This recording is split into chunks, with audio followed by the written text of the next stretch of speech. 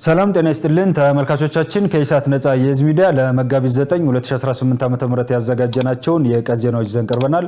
ከዜናዎቹ ጋር ሙሉቀን ሰለሞን ነኝ።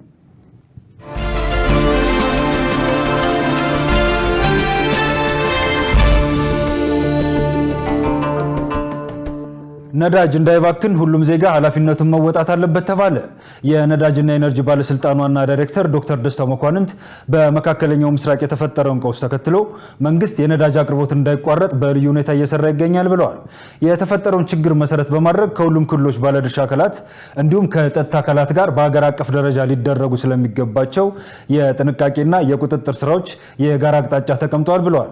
በክልሎች በተለይ በማደያ ደረጃ የሚደረገው የክትትል ስራ መጠናከሩን ገልጸው እያንዳንዱ ማደያ የቀረበለትን ነዳጅ በተቀመጠው የግብይት ስርዓት ብቻ እንዲሸጥና ለህዝብ ማመላለሻ ተሽከርካሪዎች ደግሞ ቅድሚያ እንዲሰጥ አሳስበዋል። ከመደበኛው የነዳጅ መያዣ ታንከር ውጪ ተጨማሪ በማሰራት ነዳጅ ያላግባብ የሚቀዱና የሚያባክኑትን አካላትና የኮንትሮባንድ እንቅስቃሴ ለመከላከል በትኩረት እንዲሰራ አቅጣጫ መቀመጡንም አንስተዋል። በሁሉም ክልሎች በተደረገ ቁጥጥር በህገወጥ ስራ የተሰማሩ አካላት በቁጥጥር ስር እየዋሉ መሆናቸውን ጠቁመው እስካሁን ድረስ የአቅርቦት ችግር አለማጋጠሙን አስረድተዋል። የዓለም አቀፉ የግብይት ስርዓቱ ወደ ተረጋጋ ሁኔታ እስኪመጣ ድረስ የህብረተሰቡን የመግዛት አቅም ግምት ውስጥ በማስገባት መንግስት ከፍተኛ ድጎማ እያደረገ እንደሆነና ለናፍጣ በሊትር እስከ 98 ብር እንዲሁም ለቤንዚን እስከ 73 ብር ድረስ እንደሚደጎም አመልክተዋል። በተመሳሳይ አጋጣሚውን በመጠቀም በህገወጥ የነዳጅ ዝውውር ላይ በሚሰማሩ አካላት መንግስት እርምጃ እየወሰደ እንደሚገኝና ማህበረሰቡም እንደዚህ አይነት ድርጊት ሲመለከት ጥቆማ እንዲሰጥ ዋና ዳይሬክተሩ አሳስበዋል። ባለስልጣኑ የወንዝን ዳርቻ ጽዳት ለማረጋገጥ ቁጥጥር እየተደረገ ቢሆንም አሁንም ወንዞች እየተበከሉ ነው አለ። በሌላ በኩል የአካባቢን ጥበቃ በሚመለከት በትምህርት ፖሊሲ ውስጥ እንዲካተት ለማድረግ እየተሰራ መሆኑን የአካባቢ ጥበቃ ባለስልጣን አስታውቋል። መሰረት ባዩ ዝርዝር አላት።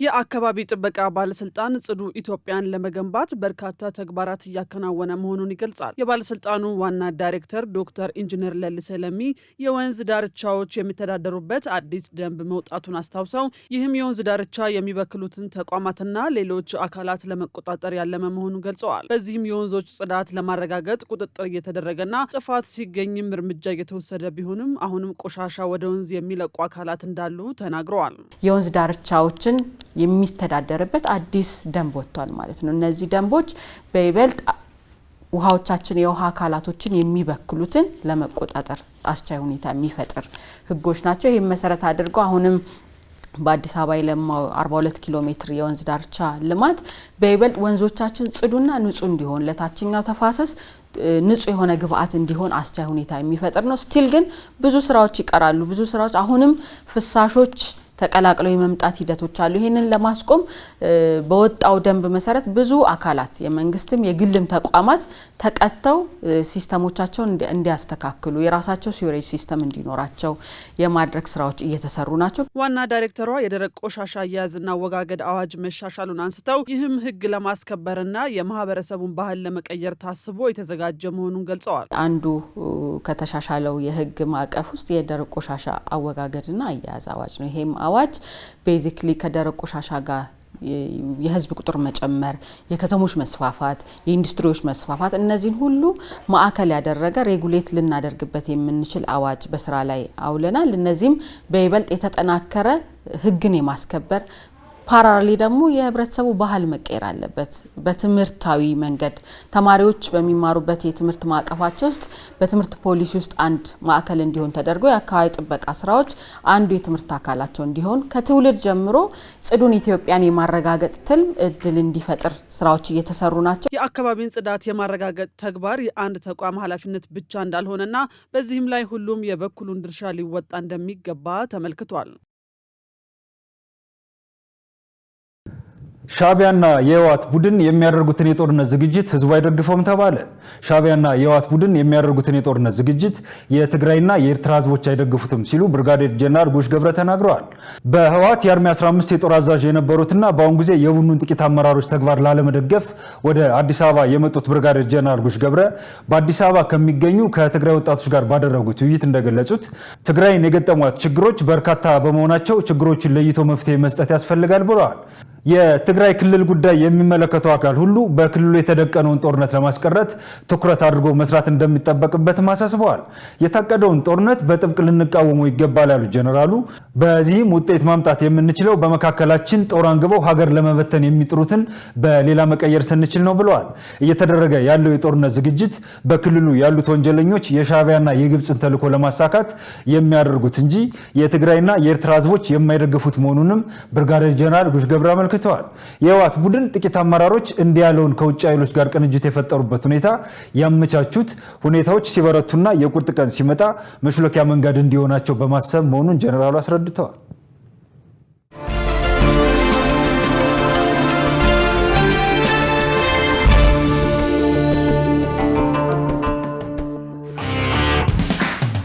እስካሁን የቀረቡት ክርክሮችስ ምንድነው የሚያሳየው? እነሱ አሁን እንግዲህ አንደኛ ብዙ ጊዜ የማይደረግ የነበረው ለምሳሌ ብልጽግና የእናንተን ጣቢያ ጨምሮ ለምሳሌ ናጌትነት ጋር ተነጋግር ምናምን ብትለው ሰው አይልክም። እንደምታውቀው ውጭ ሆኖ ይከሳል፣ ግን ሰው አይልክም።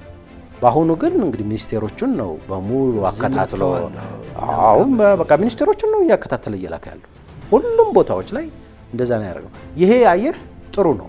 በጣም ወሳኝ የሆነ ድምጽ ማግኘት እንፈልጋለን። ያ ድምጽ ወይ መንግስት ያስመሰርታል ወይ ደግሞ መንግስት ለመመስረት ወደ ጥምር ይሄዳል። ካልሆነ 2-3 ክልሎችም ላይ 4 ክልሎችም ላይ ከተማ አስተዳደሮችን ጨምሮ መንግስት የሚያስመሰርት በክልል ደረጃ መንግስት የሚያስመሰርት ድምጽ ማምጣት አለብን ብለን እንደ እንትን ነው የያዝነው። ተመልካቾቻችን ከኢሳት ነጻ ሚዲያ የሚተላለፉላችሁ የኢሳቱ ዜናዎቻችን እንደቀጠሉ ናቸው። ወደ ዜና እንሻገር። እስራኤል ቤይሩትን በሚሳኤል ስትመታ ኢራን ደግሞ በእስራኤልና በባህረ ሰላጤው ሀገራት ላይ ጥቃት ሰነዘረች። በሌላ በኩል ዶናልድ ትራምፕ የሆርሙዝን ሰርጥ ለማስከፈት ሀገራት የባህር ኃይል እንዲልኩ ያደረጉት ጥረት አልተሳካም ተብሏል። ሸሪፍ ኢማም ኢራን የከፍተኛ ባለስልጣናቷን መገደል ተከትሎ ረቡዕ ዕለት በጎረቤት ሀገራትና በእስራኤል ላይ ጥቃት ፈጽማለች። በጥቃቱ አዳዲስ ሚሳኤሎች ጥቅም ላይ የዋሉ ሲሆን 2 ሰዎች በቴል አቪቭ አቅራቢያም ተገድለዋል። በመካከለኛው ምስራቅ የተቀሰቀሰው ጦርነት አሁን ላይ መቀዛቀዝ እያሳየ አይደለም ተብሏል። እስራኤል በሊባኖስ ላይ የምትፈጽመውን ጥቃትም አጠናክራለች። በዚህም በኢራን የሚደገፈውን ሂዝቦላ ኢላማ በማድረግ በቤይሩት የሚገኙትን 2 መንትያ ህንፃዎችን በመምታት 6 ሰዎች ገላለች። በኢራን የቡሻር ኒውክሌር ጣቢያ በተተኳሽ የተመታ ሲሆን ጉዳት ግን አላጋጠመውም ተብሏል። ይህ የተባለው የዓለም አቀፉ አቶሚክ ኢነርጂ ኤጀንሲ ከቴህራን ሪፖርት ከተቀበለ በኋላ ነው። የዓለም አቀፉ አቶሚክ ኢነርጂ ኤጀንሲ መሪ ራፋኤል ግሮሲ በግጭት ወቅት የኒውክሌር አደጋን ለመከላከል ከፍተኛ ቁጥጥር እንዲደረግ ጥሪ አቅርበዋል። ይህ በእንዲህ እንዳለ የድፍድፍ ነዳጅ ዋጋ በዓለም አቀፍ ደረጃ ረቡዕ ዕለት በአንድ በርሜል $100 በላይ ሆኗል። ይህ ማለት ጦርነቱ ከተጀመረ ጀምሮ ከ40 በመቶ በላይ ጨምሯል ተብሏል። አሜሪካና እስራኤል በኢራን ላይ ጦርነት ከጀመሩ ከፌብሩዋሪ 28 ቀን አንስቶ ኢራን የነዳጅ ዋጋ ለመጨመርና በዋሽንግተን ላይ ጫና ለመፍጠር እንደ ስትራቴጂ የባህር ሰላጤውን ሀገራት መሰረተ ልማቶችና የአሜሪካንን የጦር ሰፈሮች ኢላማ አድርጋለች። ረቡዕ ማለዳ ላይ በርካታ የባህረ ሰላጤው ሀገራት ላይ አዳዲስ ጥቃቶች መከሰታቸው ተዘግቧል። ከነዚህም ብዙ የነዳጅ ማውጫ የሚገኝባት ሳውዲ አረቢያ፣ ኩዌት፣ ባህሬን፣ ኳታርና የተባበሩት አረብ ኤሚሬትስ ይገኙበታል። እስራኤል የኢራንን ከፍተኛ የደህንነት ኃላፊ መግደሏን ተከትሎ የአብዮታዊ ዘብ ረቡዕ ዕለት ማዕከላዊ እስራኤልን በሚሳኤል መደብደቡን አስታውቋል። አዲስ የተተኮሱ ሚሳኤሎች የመከላከያ ስርዓቱን የማምለጥና የራዳር መከታተያ ስርዓቱን ማለፍ የሚችሉ ናቸው ተብሏል። እስራኤል በጥቃቱ ቢያንስ 2 የእሳት አደጋ እንደተከሰተ ሪፖርት አድርጋለች። የሀገሪቱ የሕክምና አገልግሎት በበኩሉ ከቴል አቪቭ በስተ ምስራቅ በምትገኘው ራማት ጋን 2 ሰዎች መገደላቸውን አስታውቋል። የኢራን የውጭ ጉዳይ ሚኒስትር አባስ አራጋቺ እንዳሉት የቴህራን የፖለቲካ ስርዓት አሁንም ጠንካራ ነው፣ የመሪዎች መገደል ሀገሪቷን ወደ ኋላ አይመልስም ብለዋል። የአሜሪካው ፕሬዝዳንት ዶናልድ ትራምፕ በኔቶ አባል ሀገራት እጅግ መናደዳቸውን ገልጸዋል። ምክንያቱ ደግሞ የሆርሙዝን ሰርጥ ለማስከፈት አጋር ሀገራት የባህር ኃይላቸውን እንዲልኩ ያቀረቡትን ጥያቄ ችላ በማለታቸውና የአሜሪካ የብሔራዊ የጸረ ሽብር ማዕከል ዳይሬክተር ጆ ኬንት በኢራን ጦርነት ሳቢያ ስልጣናቸውን መልቀቃቸውን ተከትሎ ነው። በዚህ የተበሳጩት የአሜሪካው ፕሬዝዳንት ዶናልድ ትራምፕ ማክሰኞ ዕለት በማህበራዊ ሚዲያ ባጋሩት ጽሑፍ የማንንም እርዳታ አንሻም ብለዋል። ዜናውን ስናዘጋጅ አሶሺየትድ ፕሬስ እና አልጀዚራን በመረጃ ምንጭነት ተጠቅመናል። ተመልካቾቻችን ከኢሳት ነጻ የህዝብ ሚዲያ ለዕለተ ረቡዕ ያዘጋጀናቸው የቀን ዜናዎቻችን የተከታተሏቸውን ይመስሉ ነበር።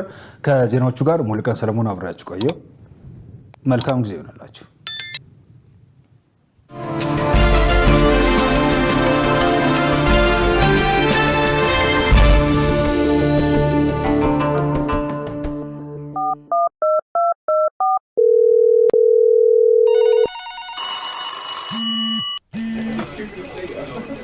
ሄሎ ኢሳት ቴሌቪዥን። ሄሎ ማን እንበል? ከየት ነው? ሄሎ ኢሳት።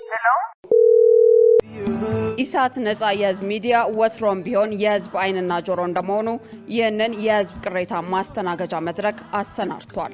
በዚህም ያጋጠሙትን ወይም ያስተዋሉትን የመልካም አስተዳደር ችግር፣ የሙስናና የጉዳይ ገዳዮች ጉድኝት፣ የመብት ጥሰትና ስልጣንን ያለ አግባብ የመጠቀም ጸረ ዲሞክራሲያዊ አሰራሮችን ይጠቁሙን። የሚመለከተውን የመንግስት አካል በማነጋገር ተጠያቂነት የሚሰፍንበትን መፍትሄ እናፈላልጋለን። በስልክ ቁጥሮች 0901 4588 45 ወይም 0901 45 11 45 በተጨማሪም በ0944 02 11 11 በ0906 77 42 92 ይደውሉ። ልናስተናግደው ዝግጁ ነን። ኢሳት ነጻ የህዝብ ሚዲያ